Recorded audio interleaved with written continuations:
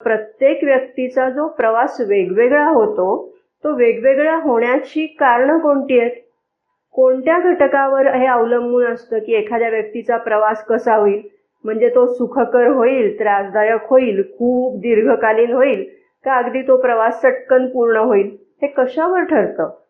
मदरनी असं सांगितलेलं आहे की हे 4 घटकांवर अवलंबून असतं. ते 4 घटक कोणते ते सुरुवातीला आपण समजावून घेऊया.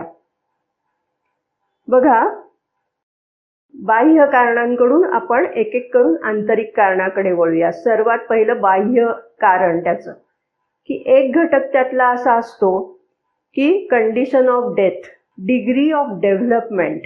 म्हणजे इथे असताना, या पृथ्वी तलावर असताना त्या व्यक्तीचा शारीरिक, प्राणिक, मानसिक, आध्यात्मिक विकास कसा झालेला आहे, या सगळ्यावरती त्या व्यक्तीचा प्रवास पुढे कसा होणार हे अवलंबून असतं. आणि चौथा महत्त्वाचा घटक म्हणजे हे जे सगळे मन, प्राण, शरीर घटक आहेत किंवा व्यक्तिमत्वाचे अनेकानेक जे घटक आहेत, त्या सगळ्या घटकांची सायकिक बिईंग भोवती म्हणजे चैत्य पुरुषाभोवती किंवा अंतरात्मा असं ज्याला म्हटलं जातं, चटकन समजावं म्हणून अंतरात्मा हा शब्द, पण खरं अगदी नेमकेपणाने सांगायचं झालं तर चैत्य पुरुष ही संज्ञा अतिशय योग्य आहे.